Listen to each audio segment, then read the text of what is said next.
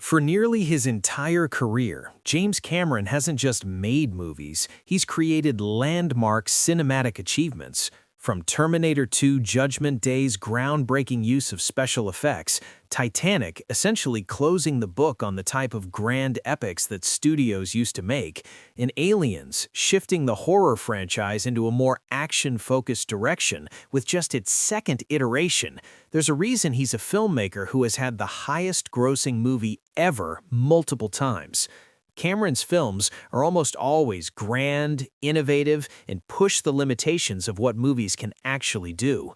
And that's especially been true of Cameron's passion project, the Avatar franchise.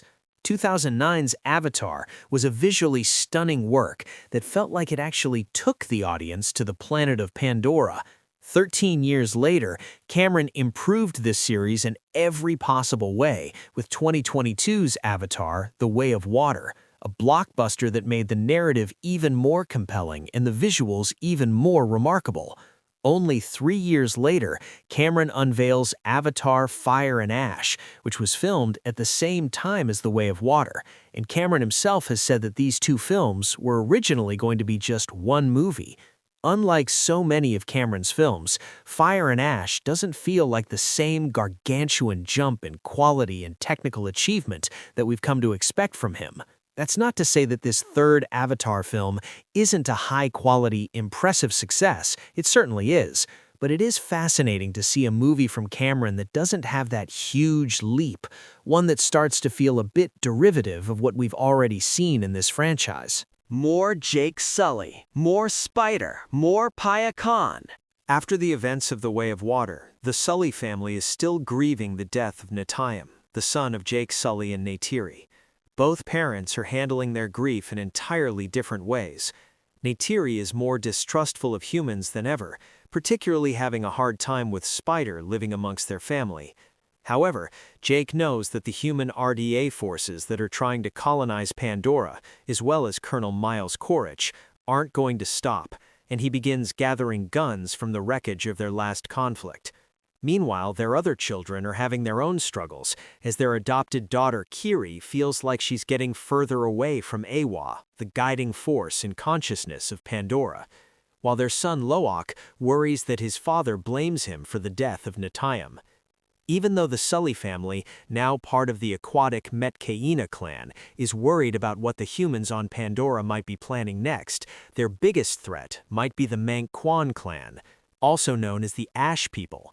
This group of Na'vi is led by Varang, a terrifying presence who has watched everything she loves be destroyed by fire and now uses the flames to wipe out her enemies. As the Sully family is still reeling from their recent loss, they have to work together to survive the onslaught of both the humans and Varang's people. Avatar: Fire and Ash is an incredible cinematic experience. In 2025, there is no better representation of why we need the theatrical experience than Avatar: Fire and Ash. Cameron knows how to make a movie like this feel gargantuan, a movie that needs to be seen in a theater to get the full effect. Even though 3D has mostly fallen by the wayside since 2009, Fire and Ash is a reminder of how incredible it can be when done well. This is a film that deserves to be on the biggest screen possible, from the astonishing visuals that immerse you in Pandora to the staggering sound design that makes your seat vibrate with every splash of water, every arrow shot, and every punch thrown. It's truly a movie event unlike any other, and it's the type of movie that Cameron was clearly made to create. This man knows how to get butts into seats, then how to stun the audience once they're there.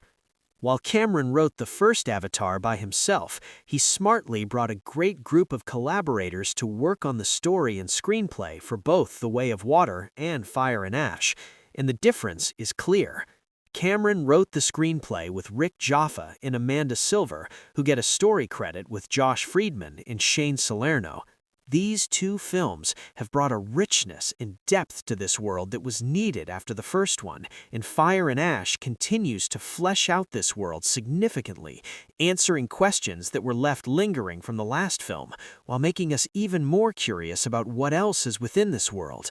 At its core, Fire and Ash is largely a story about the implications of loss, from a family losing their child to feeling abandoned by faith, and how it can be to make one's way in the world without that guiding light. Cameron and his team show how this loss can completely alter someone, with Varang existing as a template for succumbing to the rage that loss can leave you with. Jake tries to keep that fear and frustration down, while Neytiri exists somewhere in between, trying not to lose herself and wanting to give in to the anger that Varang wields. Amongst the action, Fire and Ash allows for moments of quiet contemplation of these ideas and what the fear of losing someone again can bring out. The film is great at combining these elements into a story that's more than just great action sequences and big fights on land, sea, and air. Of course, Cameron excels with these action set pieces, but he's also great at making sure these moments are integral to the story at hand. Nothing exists just for the sake of it. Everything has a narrative purpose causing these sequences to happen. From a screenwriting aspect, Fire and Ash might be the most intricate of these films so far, as Cameron and his writers masterfully give each of these characters their own story to follow, all centered around the key themes of the film, and find a way to have them all coalesce into some of the best action scenes you'll see all year. Watching how it all culminates is just as outstanding as the world that Cameron has created out of thin air before us. The Avatar series is starting to repeat itself with Fire and Ash. Yet, even though Fire and Ash handles this well, this is a franchise that's beginning to return to the well here and there, especially in the big action set pieces. Fire and Ash seems like it's treading some of the same ground we saw in The Way of Water. This is a franchise that is always going to come back to the Na'vi facing off against the humans on Pandora, and the same tools come into play to do that. For example, a major part of The Way of Water had the humans hunting the Tolkien, a species of super-intelligent whale-like creatures.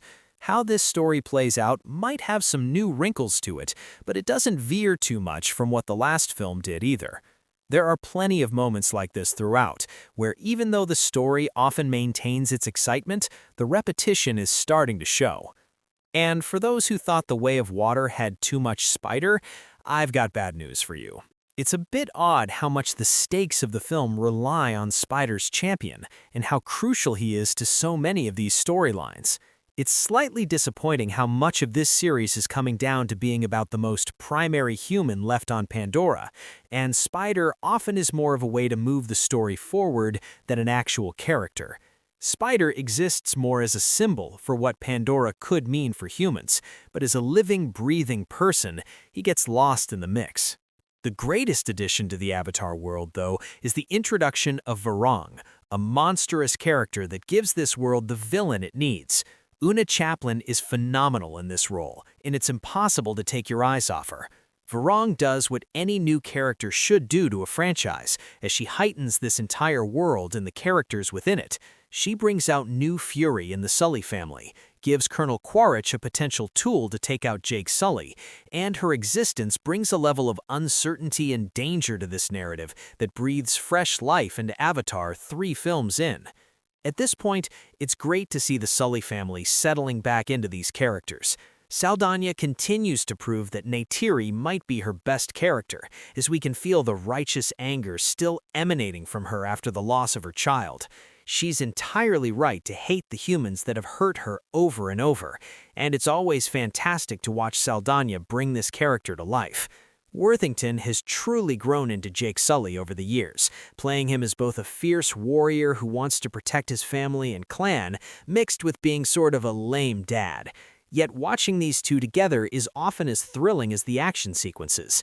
In one scene, the pair finally addresses the fact that they're both grieving and what that has meant for their family. And in another, the duo has to decide how to handle a problem that could forever alter themselves and the world of Pandora itself.